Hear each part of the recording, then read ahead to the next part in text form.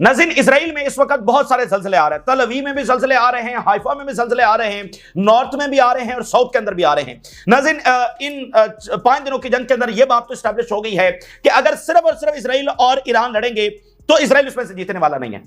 देखें, कई साल तक इस जंग के हवाले से यह लिखा जाता रहा कि, और फिर चूंकि उनके थिंक टैंक्स थे, उनका वर्ल्ड व्यू था और एक प्रोपेगेंडा कि ईरान वीक है, ईरान फलाना है, इसराइल के सामने कौन टिक सकता है, इसराइल एक नाकाबिले तस्खीर पार है, तो वो तो उड़ा के रख दिया ईरान ने। ठीक है, उसकी झलक हमने हिजबुल्लाह के हमलों के अंदर देखी थी। ठीक है, तो इनको सोचना चाहिए था, लेकिन बहरहाल एक एरोगेंस बदमाशी उनका मुजाहरा उन्होंने करना था। यह बात तो अब साबित हो गई है कि ईरान और इसराइल की जंग में इसराइल अकेला ईरान से नहीं लड़ सकता है, ना ही वो उनका न्यूक्लियर प्रोग्राम तबाह कर सकता है, ना ही उनको शिकस्त दे सकता है। ठीक है, और ना ही उनके हमले सह सकता है।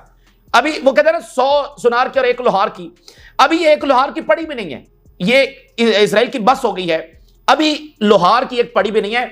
उन्होंने तो अभी अपने असली हमले किए भी नहीं है, अभी तो ड्रोन्स आने हैं लाखों की तादाद के अंदर, अभी तो खैबर मिसाइल आने हैं जो 1-2 उन्होंने अभी मुजाहरे किए हैं, उससे भी बड़े मिसाइल अभी उन्होंने रखे हुए हैं।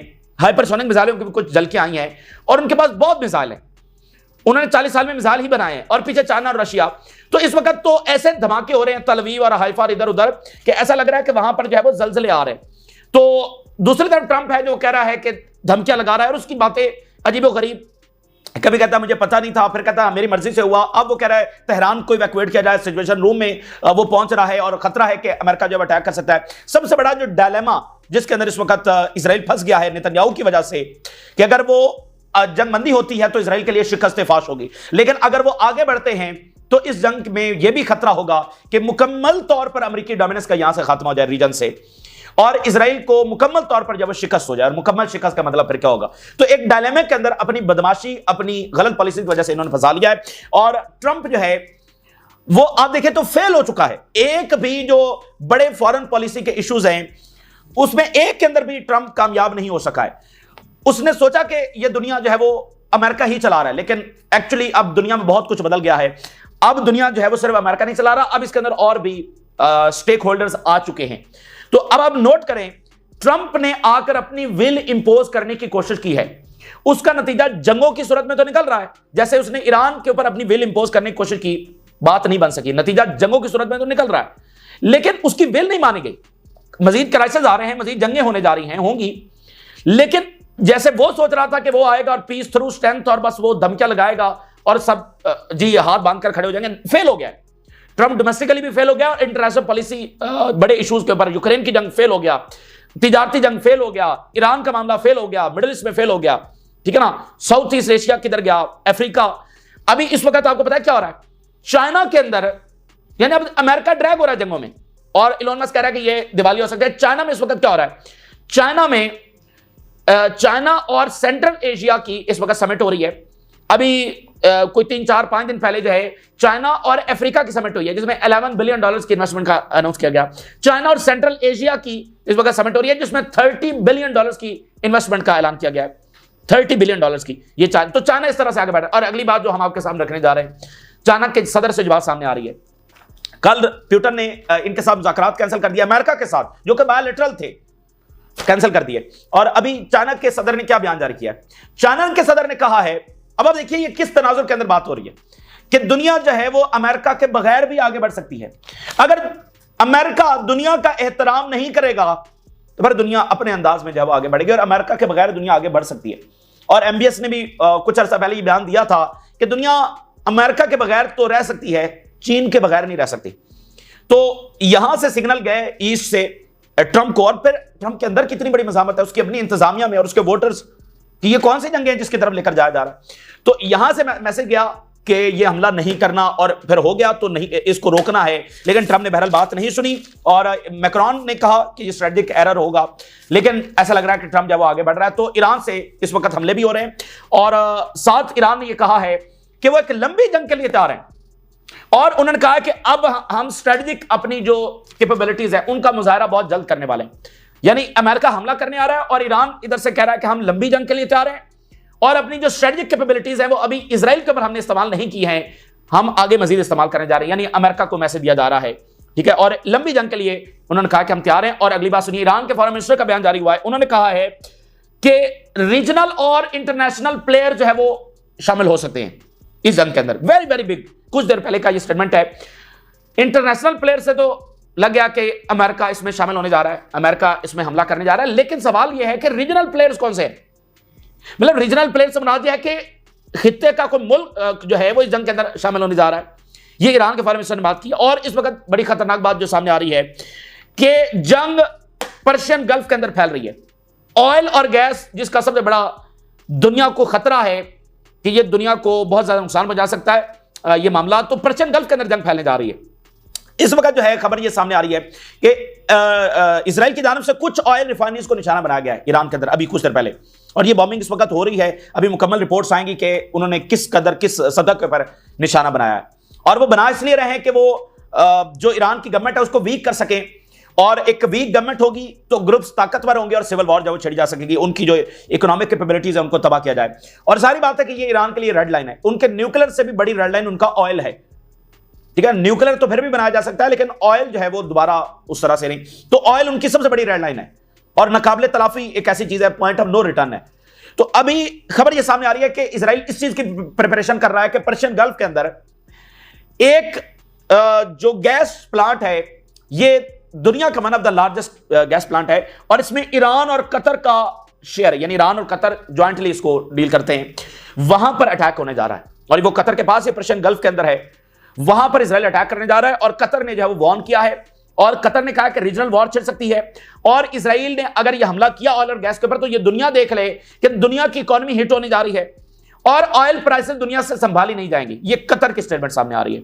और रशिया ने यह वार्न किया है कि उनको जो सूरत हाल लग रही है उनके मुताबिक रैपिडली मामला रीजनल वॉर की तरफ जा रहा है। ये रशिया से जब स्टेटमेंट जारी हुई है। और साथ जो न्यूक्लियर फैसिलिटीज के ऊपर ईरान में अटैक कर रहा है इजराइल बार बार, अब खतरा यह पैदा हो गया है कि जो रेडियो एक्टिव है, क्योंकि कुछ जो न्यूक्लियर फैसिलिटीज हैं वो कोस्टल लाइन के भी करीब हैं, तो यह खतरा पैदा हो गया कि वहां से जो रेडियो एक्टिव जो रेज हैं वो निकल सकती है और पर्शियन गल्फ की तरफ आ सकती है, गल्फ कंट्रीज की तरफ आ सकती है। टकर कार्लसन के साथ जो कतर के प्राइम मिनिस्टर हैं, उन्होंने 2 महीने पहले एक इंटरव्यू दिया था और उन्होंने कहा था कि अगर यहां पर यह जंग छिड़ती है और मामला न्यूक्लियर की तरफ जाता है तो हमारे पास सिर्फ 3 दिन का रिजर्व है पानी का, ठीक है ना, उसके बाद हमारे पास पानी का रिजर्व नहीं है, और ये जंग इस पूरे रीजन के लिए तबाहकुन होगी। और यही सबसे बड़ी डेटरेंस थी इस जंग की कि ये सबकी इकोनॉमीज को ले डूबेगी। तो आप देखिए कितना रैकलेस और कितना इलॉजिकल और कितना अननेसेसरी स्टेप जो है वो इजराइल और अमेरिका की जानिब से उठाया गया और अग्रेशन दिखाया गया। हम देख रहे हैं कि ट्रंप जो है उसके फैसले कोई सेंसिबल फैसले नहीं, कोई लॉजिकल फैसले नहीं। और मैंने आपको बताया कि वो अपने मुल्क के अंदर भी फेल हो चुका है, दुनिया के अंदर भी फेल हो चुका है। और 2100 सिटीज के अंदर अभी 3-4 दिन पहले जब वहां पर मुजाहरे हुए हैं ट्रंप के खिलाफ, तो बहरहाल ट्रंप अटैक करता है नहीं करता, ये एक तो सूरत हालत। ईरान के हमले जो है इस वक्त जारी हैं, और साथ ईरान ये कह रहा है कि वो लंबी जंग के लिए तैयार हैं, और साथ पर्शियन गल्फ के अंदर जंग जो है वो फैल रही है। मैं हेडलाइंस आपके सामने रखने जा रहा हूं। ईरान के foreign minister, we warn of Zionist entity plot to expand the circle of war and involve regional and international players. Very very important.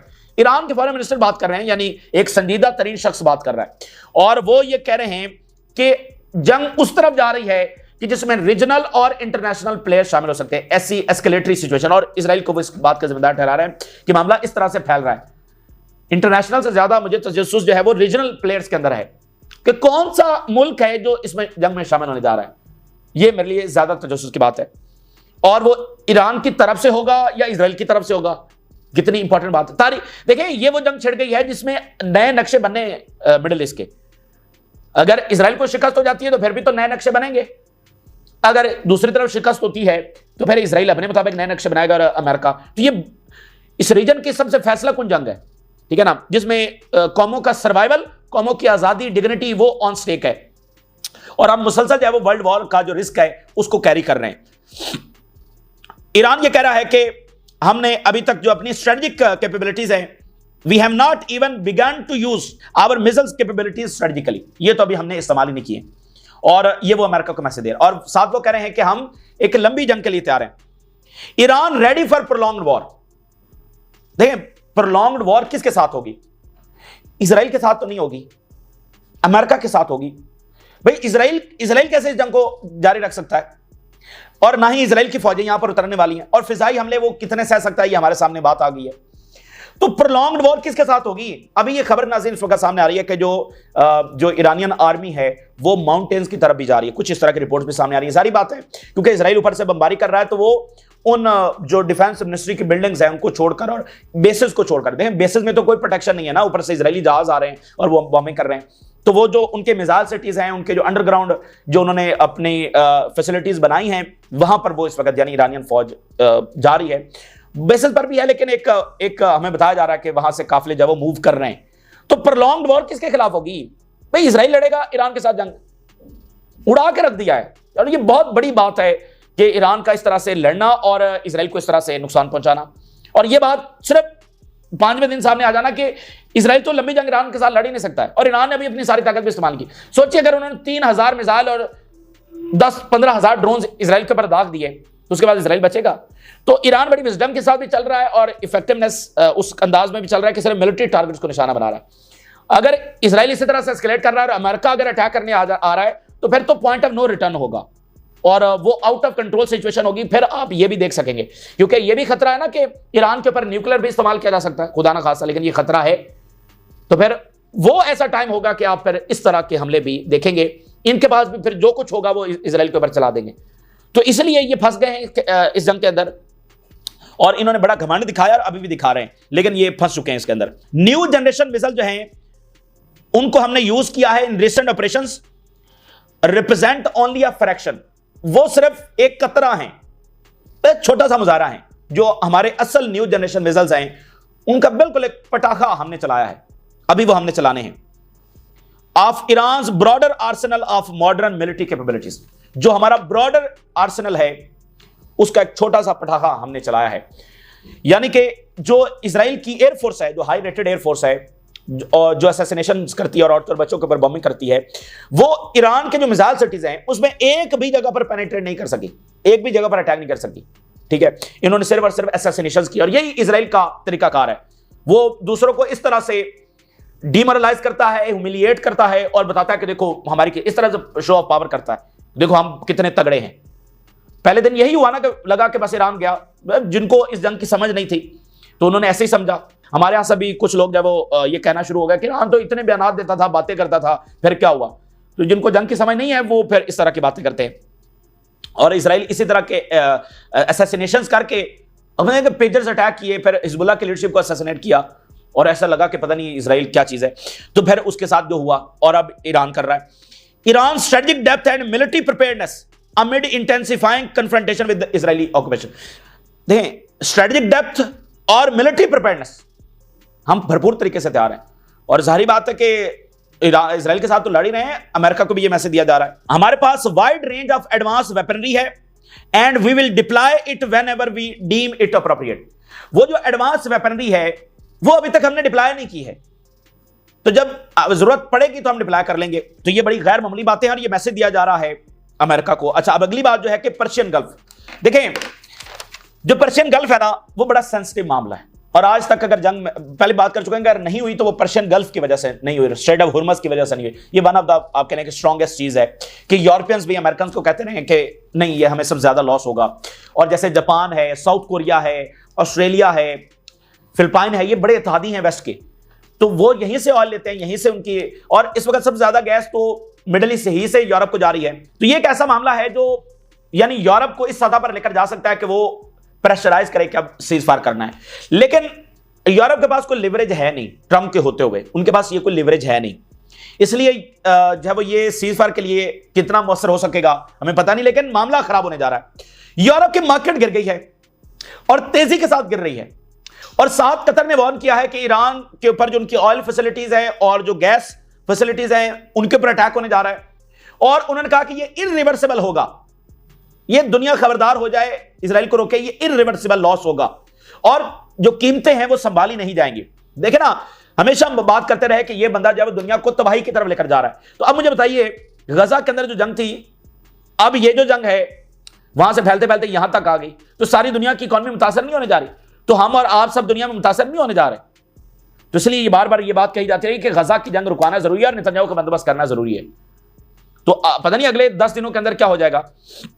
European markets fall as Israel war on Iran drags into fifth day. अभी Israel की जानिब से दो statements आई हैं। एक तो जो Israeli defence minister है उसने बड़ी धमकी दी है कि ईरान का हशर जब हम उसके हमसायों जैसा करेंगे, इराक की बात कर रहे हैं, सद्दाम हुसैन की बात कर रहे हैं, ये इजराइल के डिफेंस मिनिस्टर का बयान आया। और दूसरा इजरायली ऑफिशियल से बयान सामने आया, उन्होंने कहा कि अगले 48 घंटे ईरान के साथ हमारी जंग में बड़े क्रूशल साबित होने वाले हैं, बड़े डिसाइसिव साबित होने वाले हैं। ये इजराइल से बात सामने है कि अगले 48 घंटे। उसकी वजह यह है कि अभी जो पिछले वीडियो में हमने आपके सामने कहा, जो इंटेलिजेंस हेडक्वार्टर्स को निशाना बनाया और वो ईरान एस्केलेट कर रहा है और ज्यादा प्रिसाइज और वो अटैक कर रहे हैं। तो देखिए इजराइल तो हर घंटे डिस्ट्रॉय हो रहा है, एक्सपोज हो रहा है, तो इजराइल तो उसको बर्दाश्त नहीं कर सकता। तो इजराइल अब ऑयल के ऊपर खबर आ रही है कि हमला करने जा रहा है, या इससे भी कोई बड़ा हमला कर सकता है, या अमेरिका को वो कह रहे हैं। तो अगले 48 घंटे वो कह रहे हैं कि ईरान के हवाले से बड़े डिसाइसिव होने जा रहे हैं। तो कतर की स्टेटमेंट्स देखिए, यानी यूरोप की जो मार्केट है वो फॉल कर गई है इजराइल और ईरान जंग की वजह से। और अगर स्ट्रेट ऑफ हॉर्मज़ बंद हो जाता है और पर्शियन गल्फ के अंदर अटैक्स होते हैं और ये सारा एरिया जंग के लिपेट में होता है। आपको पता है ना कि जो गल्फ है, देखिए सहरा है ना, तो सहरा के ऊपर इमारतें बनी हुई हैं। नहीं, हमारे यहां तो हमारी जमीन उनमें फर्क है ना, वो तो रेत के ऊपर इमारतें बनी हुई हैं और इतनी ऊंची इमारतें। तो वहां पर मसला यह है कि मिसाइल अगर टकराए ना भी, अगर वो ऊपर हवा के अंदर भी इंटरसेप्ट होगा, तो वो जो ऊपर हवा में धमाका होता है, ये इमारतें उससे भी लरस जाती हैं। रेत के ऊपर बनी हुई है ना, तो ये शीशे के घर हैं। ये शीशे के घर को एक पत्थर भी जो है वो कितना नुकसान पहुंचा सकता है। तो मसला यह है कि ये बड़ा मामला खतरनाक होने वाला है। Qatar, we warn against reckless targeting of energy facilities in Iran. हम खबरदार कर रहे हैं और दुनिया देख ले। Targeting the Pars gas field is an ill considered move. ये पारस जो पर्शियन गल्फ के अंदर है, जिसको ईरान और कतर ज्वाइंटली इसको जो है वो आप कह लेंगे कंट्रोल करते हैं, ऑपरेट करते हैं, शेयर्स हैं इनके आपस में। तो इसको कतर कह रहा है कि हमला होने जा रहा है, और इजराइल ये जो कर रहा है ये इल कंसिडर्ड मूव है, इसकी सबसे बड़ी मिसकैलकुलेशन है। और इसके साथ कतर के फॉरेन मिनिस्टर कह रहे हैं कि जो रेडियो एक्टिव वेव्स हैं वो इधर गल्फ वाटर्स के अंदर, उसका खतरा है। अभी तक हमने ऐसा कुछ डिटेक्ट नहीं किया, लेकिन इसका खतरा है। जिस तरह से इजराइल मुसलसल वहां पर बमबारी कर रहा है, और चूंकि वो अमेरिका अगर अटैक करता है तो कतर इस हवाले से बात कर रहा है कि रेडियो एक्टिव का खतरा है हमें गल्फ वाटर्स के अंदर। Regional security can not tolerate further crisis and escalation. हम एक ऐसे नहर के ऊपर पहुंच गए हैं, कैसे उसके ऊपर पहुंच गए हैं, किनारे के ऊपर, कि अब मजीद कोई एस्केलेशन बर्दाश्त नहीं होगी इस रीजन से। ये रीजन, ये लावा फट पड़ेगा। जो पिछले 20 महीनों से बात हो रही है, अब लावा फटेगा। तो ये आतिश फिशा बस अब फटने के करीब है। अगर ये मजीद एस्केलेट होता है तो अब हम बर्दाश्त नहीं होगा। If the escalation in the region is not stopped we may see greater repercussions. अगर यहां पर एस्केलेशन जो है वो नहीं रोकी गई तो बहुत बड़े ग्रेटर रेपरकशन जो है वो हम सब देखने जा रहे हैं। The Israeli move is miscalculated and will have repercussions on oil prices. भाई दुनिया, भाई ऑयल का देखें, ऑयल की प्राइसेस ऊपर जाएंगी तो ऑयल बेचने वालों को फायदा होगा, और नुकसान किसको होगा? वो दुनिया को मैसेज दे रहे हैं। और फिर इकोनॉमी कनेक्टेड है तो ये दुनिया सस्टेन नहीं कर सकती है। ये दुनिया को बहुत बड़ी तबाही की तरफ जब धकेला जा रहा है। और रशिया की स्टेटमेंट आई है, the situation in middle east is alarming and currently heading towards further escalation.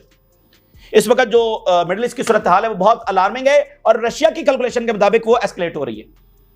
तो मैंने आपको बताया जो डायलेमा है कि अब यहां से जंग कैसे रुकेगी, खासकर जब इजराइल की इतनी तबाही हो रही है, जब इजराइल की इतनी पिटाई हो रही है, जब इजराइल की ताकत इतनी एक्सपोज हो गई है, तो अब जंग कैसे रुकेगी?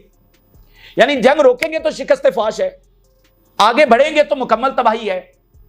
ठीक है ना, मुकम्मल ऑर्डर जाएगा। इसके पूरे खतरात मौजूद हैं अमेरिका के लिए।